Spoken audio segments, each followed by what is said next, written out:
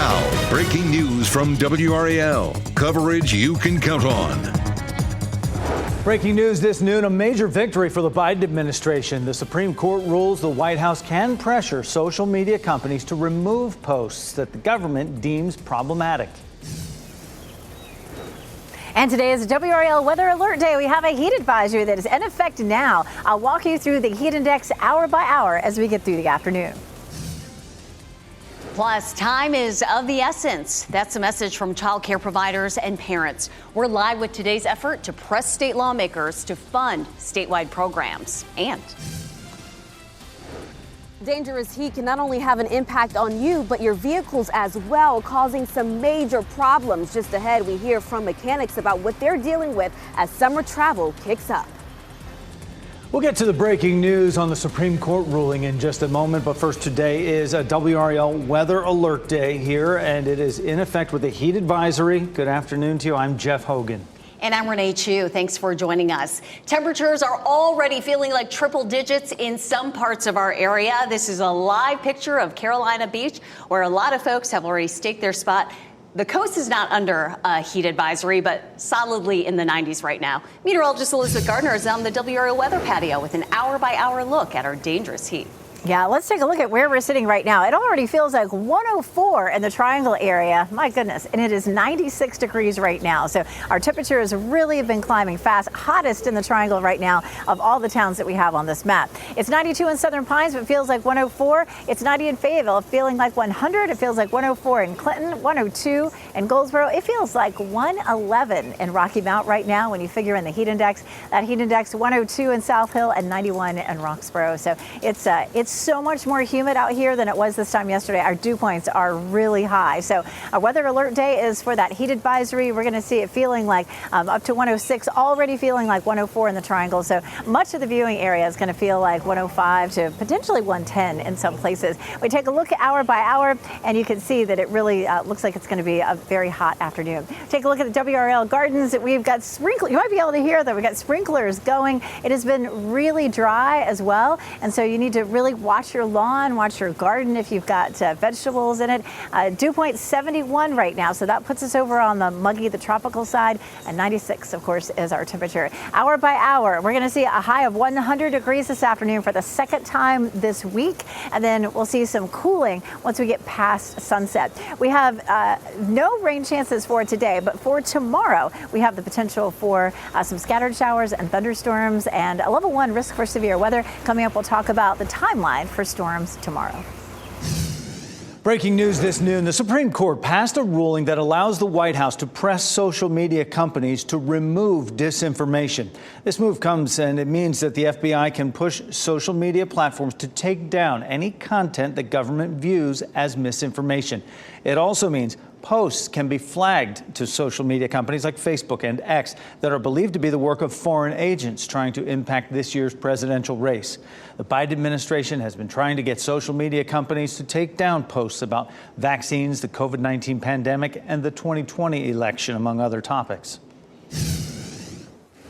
And happening right now in the WRAL Live Center, more breaking news. The Supreme Court also struck down part of a federal anti-corruption law that actually makes it a crime for state and local officials to accept gifts from a donor who had previously been awarded contracts or other government benefits thanks to that official. The justices overturned the conviction of a former Indiana mayor who asked for and took a $13,000 payment from the owners of a local truck dealership after he helped them win $1 million in city contracts. The justices said the officials may be charged and prosecuted for bribery, but not for simply taking money for past favors if there was no proof of an illicit deal.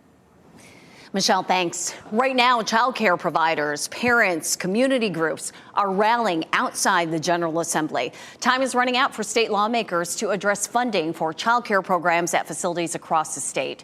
WRAL's Destiny Patterson is live in downtown Raleigh, where groups are voicing their concerns. Destiny.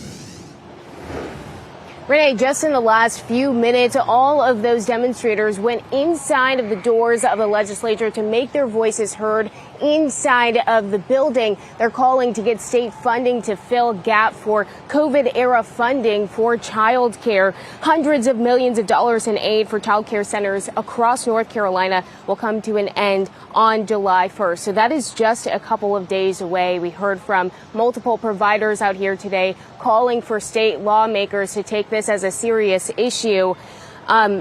And as some of the things that they're focusing on, hundreds of child care businesses, they say, are at risk of closing down. Industry insiders and advocates say unless the state government steps in to replace some or all of that federal money that was approved, those are some of the things that we could see happening here. Congress didn't renew that federal funding, which will run out again at the end of June.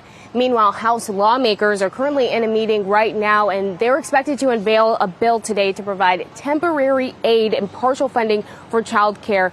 And so we should see some development there, but it won't be all that the providers are asking for. We'll continue to update you as we get more information here, and we'll follow along on that meeting. Destiny Patterson, WRAL News, Raleigh. Today, the State House could vote to override 3 vetoes issued by Governor Cooper. One bill he vetoed would have outlawed wearing cloth masks in public and change campaign finance laws. Another would automatically move 16 and 17-year-olds to adult court for violent felonies. The third bill would allow the billboard industry to cut down more trees. Some people who drive through Johnston County had to find another route after an early morning crash involving a dump truck. WRAL's Nick Perlin spent hours on the scene in the breaking news tracker searching for the cause. This stretch of Cleveland Road has been closed all morning after this red dump truck you see right here knocked down utility lines early this morning. Now take a look at this video from the WRAL breaking news tracker, and you can see those utility lines scattered near the road and knocked over. This happened at around 1 this morning. We're told the dump truck had the bed of its truck up and ended up hitting those power lines. The Johnston County Sheriff's Office has had this road closed throughout the entirety of the morning. Right now, crews are working to repair those utility lines. We're still trying to figure out when this stretch of Cleveland Road will be reopened. But in the meantime, there is a detour on Technology Drive. In Johnston County, Nick Perlin, WRAL News.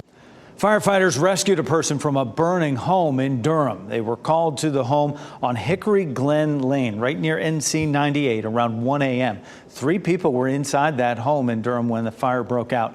This is video from the WRAL breaking news tracker of firefighters on the scene.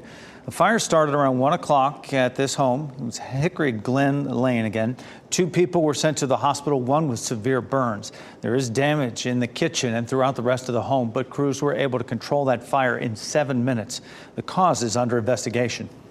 Extreme heat, like what we'll experience today, isn't just tough on our bodies. It can also take a toll on how well your car runs. WRAL's Laura Levine reports what you need to know to get ready for your big holiday road trip. Mechanics here at Mission Valley tell us they stay busy year-round, but when the temperatures rise, so does the number of their customers. We have this temp gun here to show you just how hot our car is currently. You can see at 96 degrees, but it's all of this trapped heat under the hood that could really kill your battery. What you working on right now? Chrysler Town and Country minivan. Changing out the battery. A mechanic here at Mission Valley tell us extreme heat makes every part of your car work harder. Just the water and, the cells in the battery, the heat puts stress on them. The heat can affect the chemical process inside the battery, making it difficult for it to hold a charge and produce power. A weak battery could leave you stranded on a hot day, and the high temps could also flatten your tires. Just go to wherever you get your car serviced and tell them you want a trip check, check all your fluids, check your coolant, oil, check your tires, tire pressure. With holiday travel coming up, AAA agrees this is a must. The Auto Group expects to rescue nearly 800,000 stranded drivers during the 9-day holiday period because of heat-related car issues.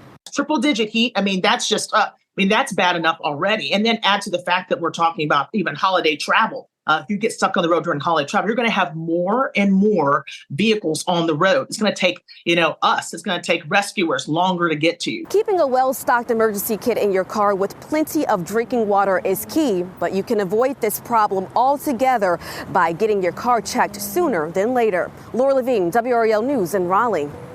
6 states, including North Carolina, will share a $1 million settlement with Verizon over 911 call outages. The outage occurred in December 2022 and lasted for an hour 44 minutes. During that time, hundreds of people were not able to reach 911 on Verizon's wireless network. The FCC says Verizon violated rules by failing to deliver those 911 calls.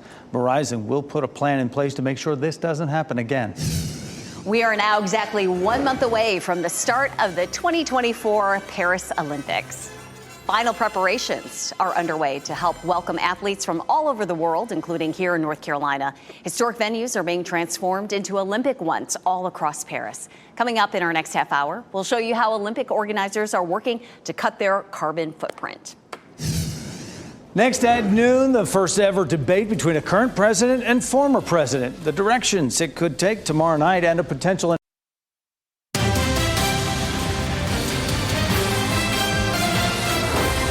Tomorrow, President Joe Biden and former President Donald Trump will square off in the closely watched presidential debate of the 2024 election. It's been highly anticipated, one of the first debates between the two. NBC's Gabe Gutierrez shows us we could also learn who Trump's running mate could be. This morning, a day before the historic debate between President Biden and former President Trump, there are new signs the Republican ticket could be set faster than expected. We'll make a decision fairly soon, and I think people will be very happy with this decision. 4 sources familiar with the situation tell NBC News there have been high-level discussions about moving the timeline for announcing Trump's pick for vice president to as early as this week to make a splash. Among the top contenders, North Dakota Governor Doug Burgum and Senators J.D. Vance and Marco Rubio, all expected to be here in Atlanta for Thursday night's debate. All at some point have criticized their possible running mate. Burgum, last year as a presidential candidate, said he wouldn't do business with Trump. I just think that it's important that you're judged by the company you keep, and You just wouldn't do business with him? No, I wouldn't. This was Vance back in 2016. I'm a never Trump guy. I never liked him. And this was Rubio in 2016 when he ran for president against Trump. What we are dealing with here, my friends, is a con artist.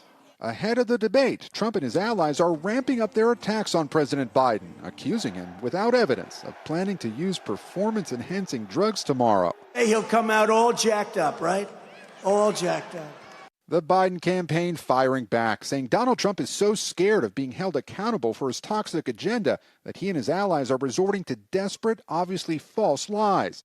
Meanwhile, President Biden's team is trying to win over moderate Republican voters by announcing overnight the endorsement of former Illinois Congressman and frequent Trump critic Adam Kinzinger. It's because of my unwavering support for democracy that today, as a proud conservative, I'm endorsing Joe Biden for re-election. Also this morning, results from closely watched House primaries. Overnight, Jamal Bowman, the controversial progressive Democrat from New York, a fierce critic of Israel, losing his race. While in Colorado, outspoken Trump supporter Lauren Boebert winning after switching districts.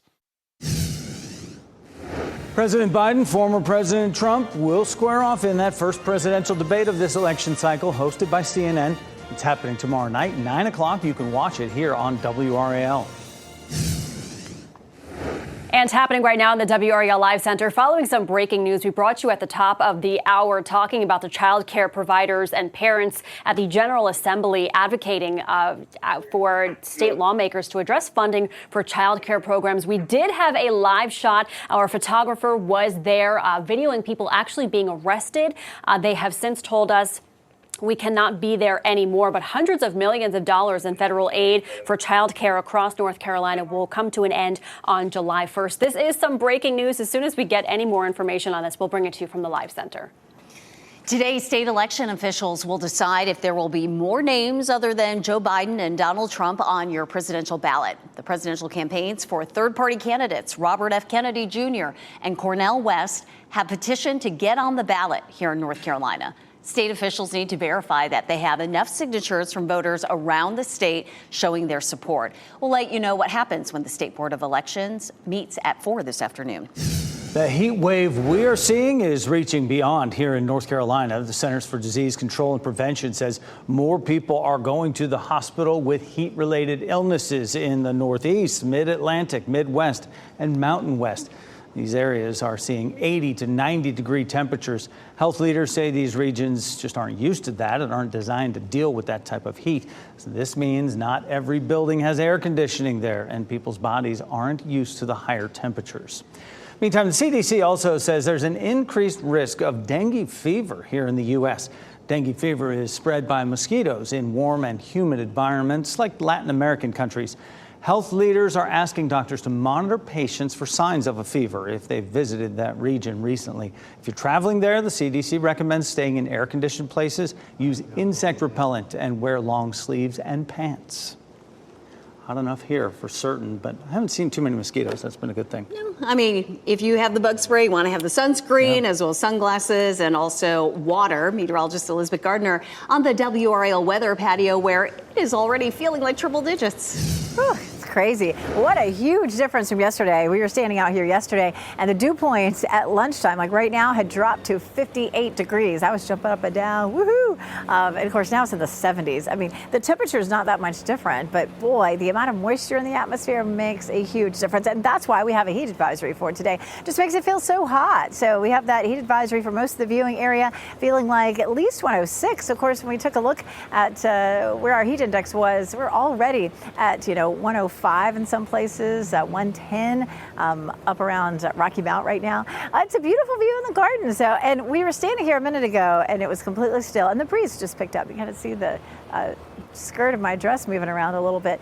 96 is our temperature. We have a southwest wind at 8 miles per hour, and it's that southwesterly wind that's starting to kick back up that's bringing in all that tropical moisture. Yesterday, our flow was coming out of the northeast. It was a slightly drier air mass, felt more comfortable. That's why we were not under a heat advisory, and today we are with the bump up in the amount of moisture. So here it is. Our forecast high, 100 in Durham and Raleigh, 99 in Roxborough, 101 in Fayetteville, and that's just the temperature. If we hit 100, we'll see it'll be the second 100-degree day this week, and we normally we average 100-degree day of the entire year. So this is definitely an unusual heat wave that we're seeing. The average first 100-degree day of the year is July 13th, and the average last one is July 30th. So usually a fairly small window average. Late July we might see a 100-degree day, but here we are, not even to July yet. We're probably going to knock off 2 of them right now. The latest, October 3rd. I remember that year. That was not pleasant in October. The summer was okay, but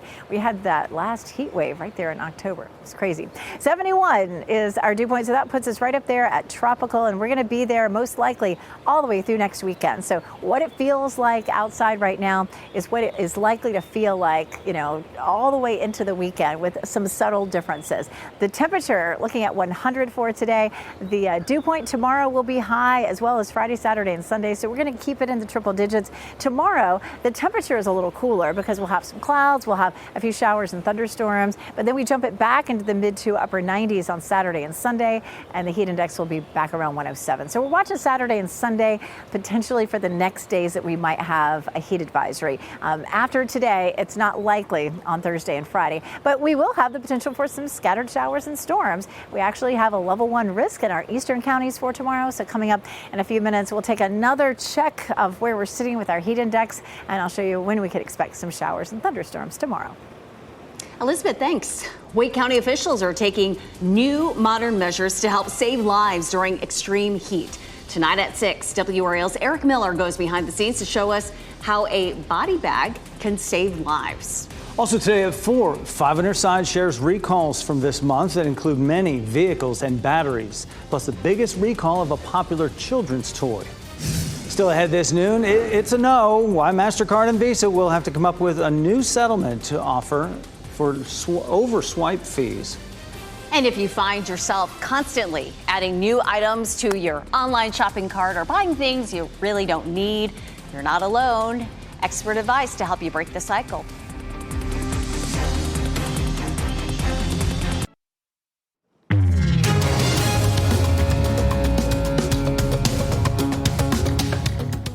auto dealers will be dealing with system outages a while longer following a cyber attack.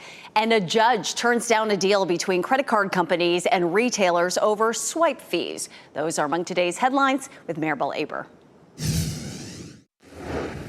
A new twist in the battle over the swipe fees retailers pay when customers use their Visa or MasterCards. A federal judge has rejected a $30 billion settlement between merchants and the credit card companies. The agreement was aimed at resolving a lawsuit brought by retailers over the fees, which can be as high as 4% of the transaction. Visa and MasterCard had agreed to lower the fees to settle the issue, but the deal needed court approval, and the judge's rejecting it likely means the credit card companies will need to make additional concessions to merchants. Volkswagen plans to invest as much as $5 billion into electric vehicle maker Rivian. VW is putting $1 billion into the company initially, with plans for another $2 billion investment. And Volkswagen will invest an additional $2 billion into a new software company to be owned by the two automakers. The software developed will be used in EVs made by both companies. The move gives Rivian a much-needed cash infusion. For VW, it helps boost their software unit, which has been dealing with quality issues. CDK Global says system outages for auto dealers are expected to continue at least until the end of the month. The company was hit by a cyber attack last week that resulted in outages affecting nearly 15,000 auto dealerships. CDK's software is used by dealers for a variety of tasks, from managing schedules to keeping track of sales and financing. The company says it's making progress restoring its systems. Bloomberg previously reported that CDK was negotiating with the hackers, who were said to be demanding tens of millions of dollars in ransom. And those are your business headlines. I'm Maribel Aber at the NASDAQ Market Site. Tesla is issuing a third recall this year for 20,000 of its newly released Cybertrucks. Tesla says a piece of the trim attached to the trunk bed of certain 2024 Cybertrucks could fall off, creating a road hazard. Another report says the motor for the front windshield wiper could fail and reduce visibility on the road. Tesla said it isn't aware of any collisions, injuries, or deaths related to either issue. The car maker will notify affected owners by mail in August. Another roadblock for President Joe Biden's student loan forgiveness plan. The latest legal twist and what this means for you. Plus, the Olympics are right around the corner, and leaders are not just preparing for fans, but also working on cutting the game's carbon footprint. We'll show you the unique approach they're taking. And here are your winning NC Education Lottery numbers.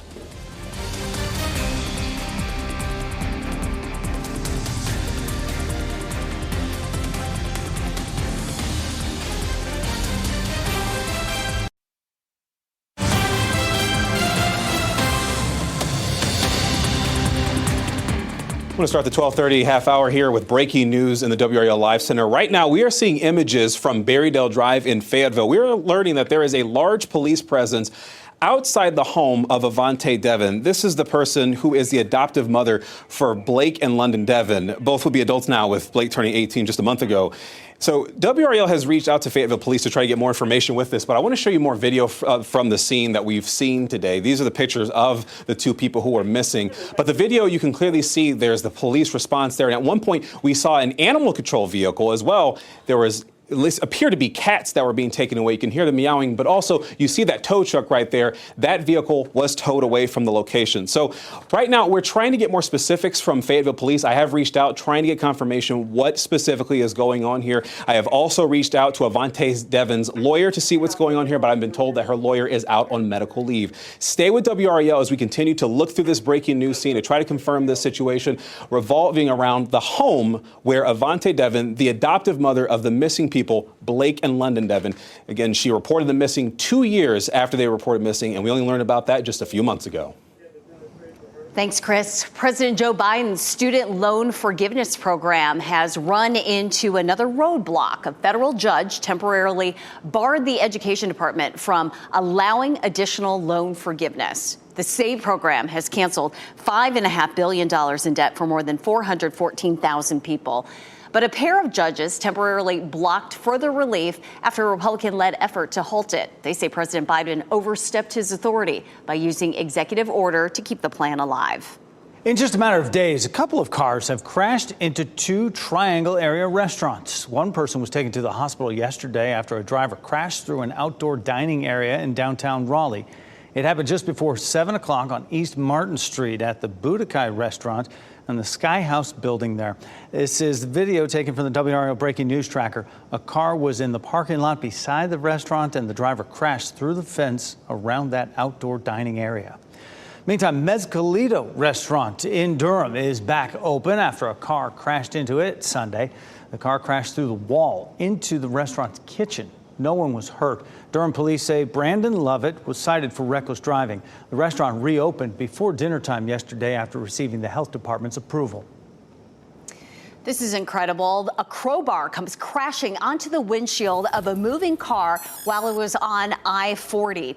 This happened to a WRAL employee as she was driving toward Clayton, and a close-up look at the damage shows that the crowbar hit the driver's side right where Diane Hyla was sitting. I was passing 306. I typically get off at 309 and just cruising along, and all of a sudden I saw this projectile thing coming at me, and I covered my face and said a prayer. She was shaken up by that, but thankfully she wasn't hurt. And she's even at work today, and I talked with her. Oh, we're so glad you're okay, Diane. It appears another vehicle on the highway hit the crowbar and sent it into the air, eventually hitting Diane's windshield. And she says she'll have to be responsible for paying for the damages. Super scary there. We're a month away before the opening ceremony of the Paris Olympics, and for many events, we'll watch the competition from venues which have been around for years, even a century. It's a big part of how Paris was able to cut its carbon footprint compared to previous Olympics. But those green goals weren't always easy. Chase Kane traveled to Paris to see how they're embracing the past as a way to help our future. Building any new stadium or arena comes at a cost to our planet. So understanding like the long list of things, like the bill of materials of the games was key for us to, first of all, understand it and then challenge it. The head of Paris 2024's sustainability explained how they combed through every detail, from the number of chairs needed to renting temporary bleachers for iconic locations like the Eiffel Tower.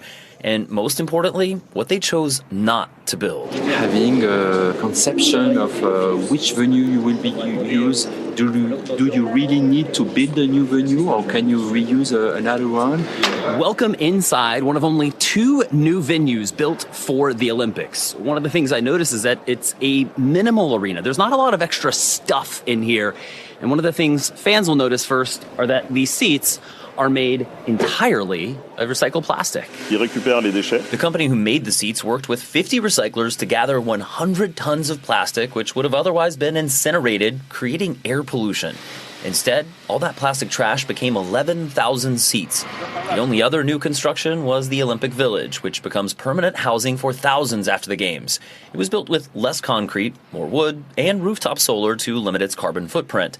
But it faced pushback from athletes for its exclusion of traditional air conditioning in favor of carbon-free geothermal cooling. We have accepted to take the risk of innovating, of trying new things, showing that we made the math and this should work. Another wave of backlash followed construction of an observation tower on top of a reef in Tahiti for Olympic surfing. But Paris officials say even that was strategic, hoping fans choose not to fly there, instead watching surfing on NBC. Out of all the existing venues, this one has the most history. Yves du Manoir Stadium was here a century ago for the 1924 Summer Olympics. It hosted the opening ceremonies, but this summer it's going to host field hockey. As cities across France hope to show that what's best for our planet is what you already have. And that's part of the reason LA28 decided to embrace what they already have, building no new venues. In Paris, I'm national climate reporter Chase Kane. The U.S. following suit, you saw it right there. When the Olympics return to the U.S. in 4 years, Los Angeles Memorial Coliseum will become the first stadium to host Olympic track and field 3 times, 1932, 1984, and then 2028 coming up. WRAL will bring you coverage of the events and stories that are important to you. You can look for gold medal level coverage from WRAL's Liz McLaughlin beginning July 26th.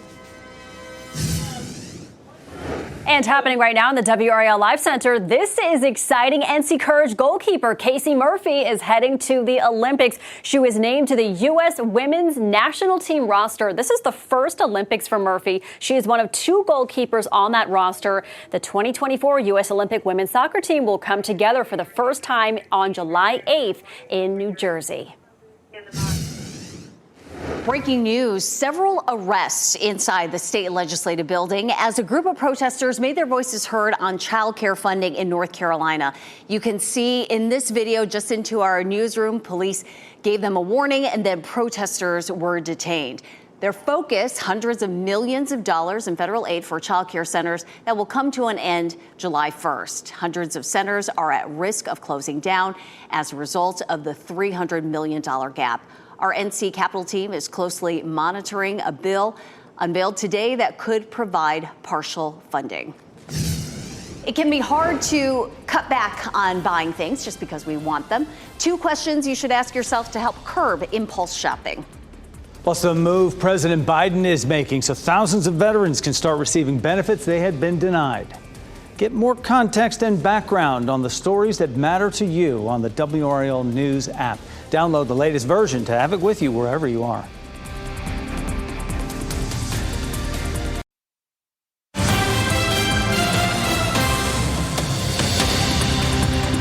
Chris Levingood here with another breaking update in the WRAL Life Center. We have confirmed from Fayetteville Police that Avante Devin has been arrested. I want to show you some video from the scene that we got not too long ago. This is, again, the woman who is the adoptive mother of Blake and London Devin. They were reported missing by her. We received that 911 call a while ago, but she only reported it about 2 years after they had disappeared. What you're seeing on your screen is, again, the scene that was unfolding maybe the last 40 minutes, and it's still active there right now. We saw at one point, again, a cat was removed from animal control, possibly another animal, and we also saw a vehicle that was towed from that house there on Berrydale Street in Fayetteville. What this does not say on this press release is what specific charges that Avante Devin is facing in this particular case. That is why I have reached out to Fayetteville Police to try to get more specifics about this. That is why I've reached out to Avante Devin's lawyer to learn more about this. But again, as I mentioned, maybe in the last 15 minutes, Avante Devin's lawyer is out on medical leave, I was told when I called her office. But the arrest, a huge development in a story that Chris has been following for months. Chris, thank you. There's a reason why buying things boosts your mood. When we make a purchase, the neurotransmitter dopamine is released into our brain, making us feel good. But compulsive shopping is a common problem. Ask yourself if you really need this item. How will it add value to your life? Are you buying something to escape negative emotions like anxiety or stress? Compulsive shopping goes hand in hand with emotions and mental health. It's often a way of coping with stress, anxiety, and depression. Spending is one way that we can fill the emotional void, escape from negative emotions, and give us a temporary boost of feeling pleasure in our life. Check them out. Take your time. Keyword temporary. If you feel guilty after buying something, that is a telltale sign that you've engaged in compulsive shopping. So take a step back, reflect on the decision, and consider speaking to a mental health professional about it. U.S. veterans who were convicted by the military under a law that banned gay sex will soon be pardoned. How the president's plan could open the door for thousands to receive benefits. We're less than a week into summer, and a number of shark attacks have already made headlines. Coming up, a brave teenager explains how she fought off a shark after it latched onto her hand. As the nation nears the end of Pride Month, President Joe Biden is expected to pardon about 2,000 veterans convicted by the U.S. military under an old law that banned gay sex. Krista Mayo reports the pardons are expected to help LGBTQ plus veterans start receiving benefits. President Joe Biden is set to pardon thousands of veterans convicted under an old military law that banned gay sex. The commander-in-chief issuing a statement Wednesday saying in part, quote, "I'm righting an historic wrong by using my clemency authority to pardon many former service members who were convicted simply for being themselves."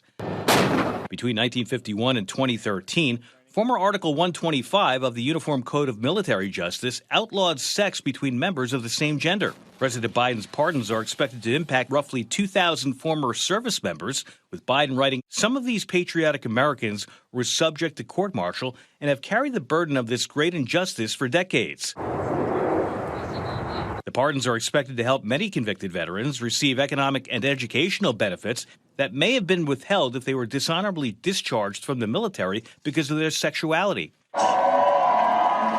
This move comes as the nation nears the end of Pride Month. It's a time to celebrate and honor the LGBTQ plus community, with President Biden writing in part, quote, "This is about dignity, decency, and ensuring the culture of our armed forces reflect the values that make us an exceptional nation." As Chris DeMeo reporting, a pardon does not immediately change a person's discharge status, though. Those who receive one will have to apply to a military board of corrections to have their records changed. A woman is sharing her story of survival after she was attacked by a shark in the Gulf of Mexico. A bull shark attacked 19-year-old Damiana Humphrey while she was in the water near Galveston, Texas. She says she started punching the shark as it tried to grab her in its jaws. The shark then swam around her and made its mark. It came after me again, and that's when we believe it actually clamped onto the top of my hand, and that's when I started punching it again, and then it swam away for good. I didn't even feel pain. I just looked down and there was a shark on my hand.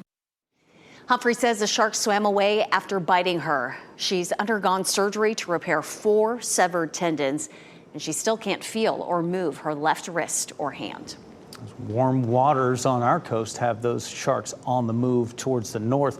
Elizabeth Gardner is out on the WRAL weather patio right now. Hard to tell it's not the hottest part of the day out there already, Elizabeth. Ooh, it is, it's toasty out here. So, of course, it is a WRAL weather alert day. We have a heat advisory that's in effect. We already have triple-digit heat in a lot of places. It's going to feel like it's already at 103 and above in a lot of spots out there this afternoon. So you really want to take it easy. It's going to be a really hot day. Let's check in again at where our temperatures and our heat index is. It's 96 right now in the Triangle. We're headed to 100, and if it's 96 already, most likely we're going to hit it. You know, we hit 100 on Sunday, so this will be the second time this week if we hit that 100-degree mark again. It already feels like 104 in the Triangle as well as Southern Pines. It feels like 100 in Fayetteville, 102 in Goldsboro, and 111 in Rocky Mount. So we are definitely, hitting those numbers that definitely are verifying that heat advisory for today. Take a live look at the gardens. I tell you, the sun keeps coming and going. It's super humid out here. It's a lot more humid than it was yesterday, of course.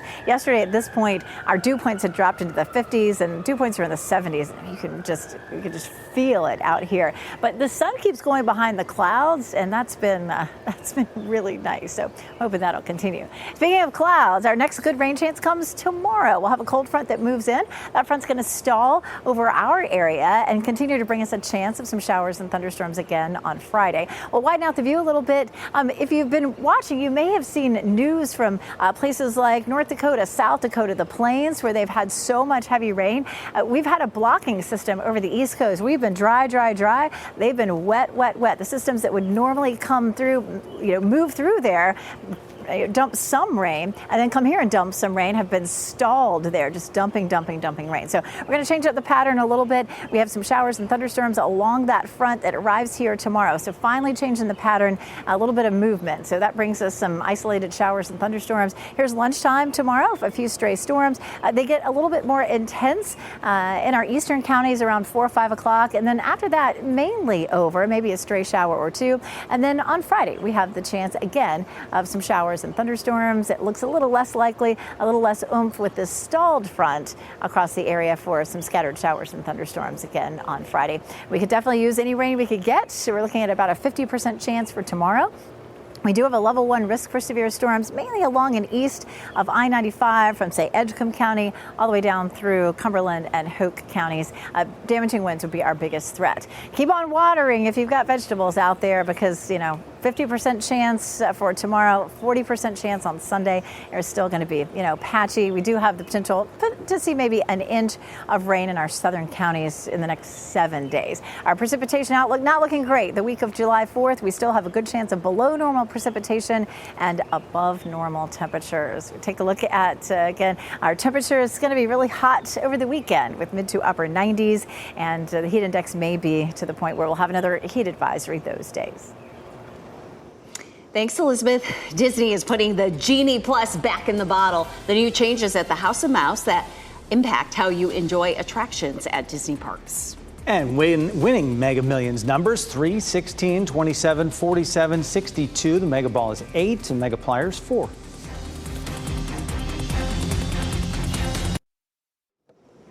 We wrap things up with a look at a few of the headlines we're following for you today. In the last 30 minutes, Fayetteville police announced an arrest in connection to two people who disappeared. Officers arrested Avante Devon.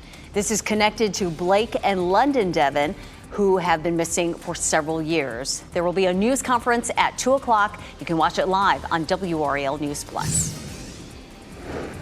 Breaking news, several arrests inside the state legislative building as a group of protesters made their voices heard on child care funding in North Carolina. You can see in this video, just into our newsroom, police warned the protesters and then took them into custody. Their focus, hundreds of millions of dollars in federal aid for child care centers that will come to an end July 1st.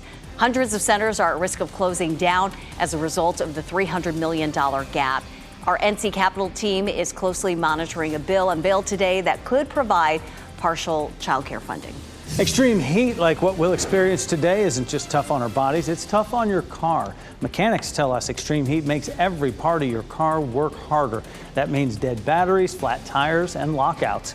AAA says it expects to rescue nearly 800,000 stranded motorists from this Saturday through Sunday, July 7th. Disney is changing how visitors make reservations for rides and other attractions at its parks. Starting in late July, guests will be able to pre-book their ride up to 14 days in advance instead of waiting until 7 a.m. the day that they're headed to one of the parks.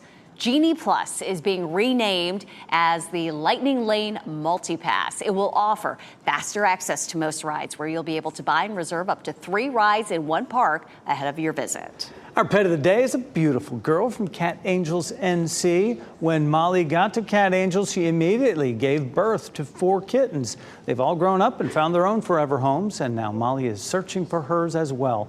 While she can be shy at first, Molly does not like loud noises, but she loves snuggling with her BFF Rusty. If you'd like to meet her in person, just fill out an application on the Cat Angels website. Wake County Emergency Services has a unique way to help people hit hardest by this heat wave. How they use body bags to cool people down and save them from heat stroke. Don't overdo it out there. Take it easy. NBC News Daily is next on WRAL. Your next local news update in 30 minutes. You get breaking news updates anytime with our WRAL News app. Do try to stay cool out there. It's dangerously hot.